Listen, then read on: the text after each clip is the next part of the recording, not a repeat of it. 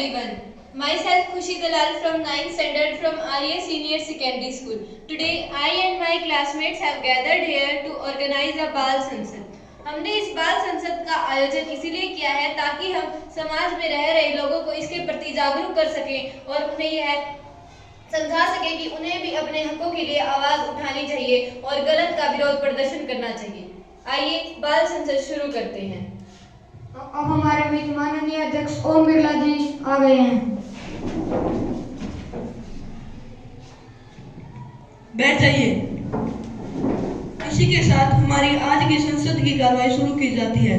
हमारी आज की संसद की कार्रवाई में अनेक मुद्दे हैं. उनमें से एक मुद्दा है अग्निपथ. क्या विपक्ष इससे सहमत है? जी नहीं, हम इससे बिल्कुल भी सहमत नहीं है.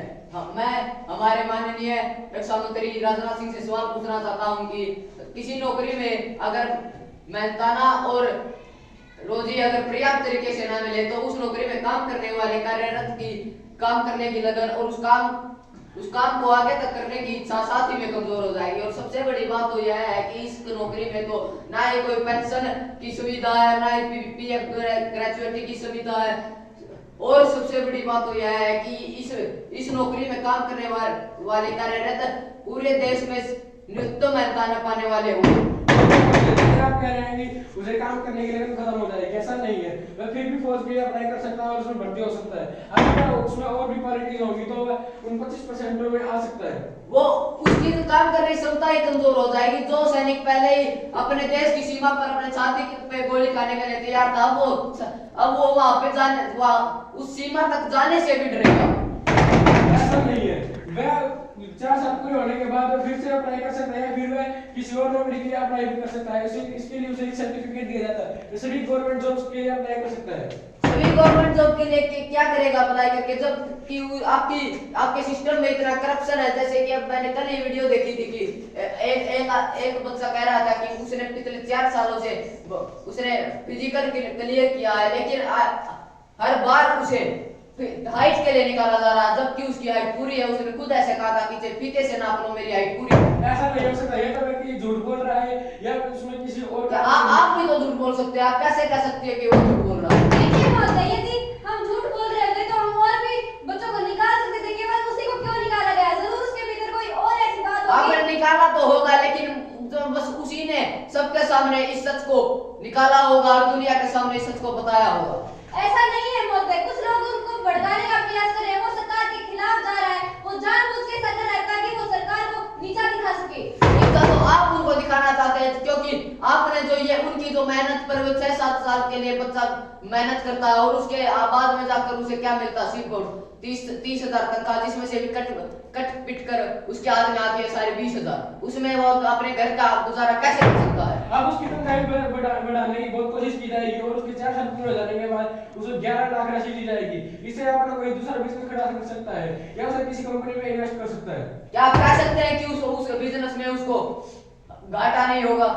महोदय देखिए, आज के समय में गारंटी तो किसी चीज की नहीं ले सकते, लेकिन उस पैसे का कहीं अच्छा यूज कर सकता है.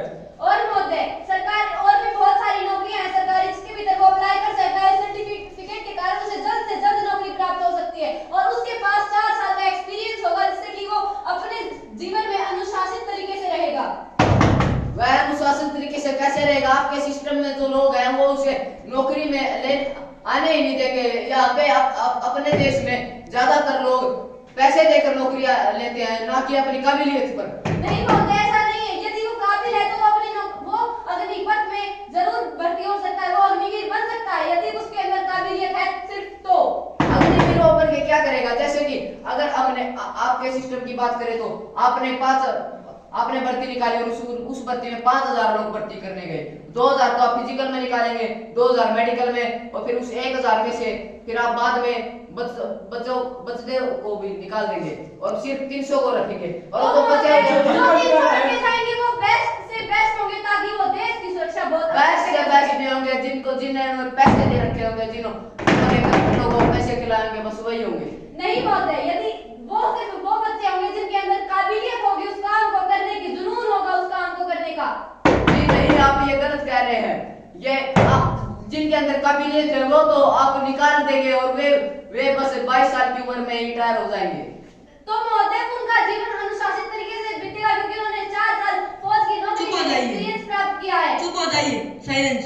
समय को मद्देनजर रखते हुए हम अपने अगले विषय की ओर प्रस्थान करते हैं। हमारा अगला विषय है MBBS बॉन्ड पॉलिसी। क्या विपक्ष इससे सहमत है? जी नहीं, हम इससे बिल्कुल भी सहमत नहीं है। हम हमारे माननीय डॉक्टर हिमांशु मुंडाविया से यह जानना चाहते हैं कि MBBS में लागू बॉन्ड पॉलिसी को लेकर छात्रों के प्रदर्शन के बारे में आप क्या कहना चाहेंगे? देखिए महोदय जी, यह पॉलिसी गलत नहीं है। यह पॉलिसी विद्यार्थियों के हित के लिए लाई गई। इससे विद्यार्थियों का कोई नुकसान नहीं होगा। यह पॉलिसी केवल और केवल इस पॉलिसी की वजह से सरकार के पास बजट होगा जिससे वो हर क्षेत्र में मेडिकल कॉलेज खुलवा सके। मेडिकल कॉलेज खुलवाने का फायदा ही क्या होगा? तो उसमें कोई बच्चा एडमिशन ही नहीं लेगा। नहीं महोदय, जो बच्चे MBBS करना चाहते हैं वो उसके भी एडमिशन लेकर वो MBBS करना चाहते हैं तो पर 40 लाख फीस है, गरीब परिवार कैसे भर सकता है? महोदय वो बॉन्ड से प्रतिबंधित हो गए। उन्हें शुरू में बॉन्ड नहीं बना। डॉक्टर बनने के बाद वो उस बॉन्ड को आसानी लेकिन से डॉक्टर अदा बनने कर के बाद सके। उन्हें 7 साल तक बिना किसी तनख्वाह के नौकरी करनी होगी। ऐसे में उसका परिवार कैसे चलेगा? महोदय जैसा कि आप जानते हैं कि प्राइवेट संस्थाओं की फीस सरकारी संस्थाओं से बहुत अधिक होती है और प्राइवेट संस्थाओं में नौकरी करने वाले लोगों को अधिक सैलरी भी मिलती है, परंतु जो सरकारी संस्था में पढ़ने वाले बच्चे हैं वो प्राइवेट संस्थाओं में जाकर नौकरी करते हैं जिससे कि वो आपकी गलती है। आप वो अच्छी सैलरी देखते हैं महोदय। चुप हो जाइए, चुप हो जाइए। Order, order. अच्छी सुविधा नहीं दे रहे और अच्छी सैलरी दे रहे, इसलिए वह प्राइवेट संस्थाओं में जाके काम कर रहा है। नहीं महोदय, वो केवल अपना लाभ देख रहे हैं। वो जनता का हित नहीं सोच रहे। सरकार केवल इतना चाहती है कि वो जनता के पैसे जनता के ऊपर लगाए, इसीलिए उसने लेकिन वो जनता कहती है कि चुप हो जाइए। गरीब परिवार 40 लाख रुपए कैसे दे सकता है? उसका बच्चा MBBS कैसे करेगा? यदि आप इस बात का जवाब दे। इससे किसी पर भी आर्थिक दबाव नहीं पड़ेगा महोदय क्योंकि किस्तों की संख्या 7 रखी गई है। चुप हो जाइए। Order, order.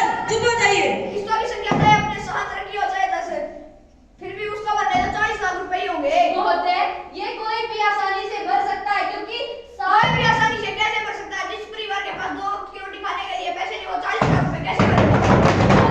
जब वो बच्चा डॉक्टर बन जाएगा उसके बाद वो उसे आसानी से अदा कर सकता है। लेकिन तब तक उसके परिवार का खर्चा कैसे चलेगा? वो 7 साल बिना किसी तनख्वाह के लिए आप नौकरी करवा रहे हो उससे।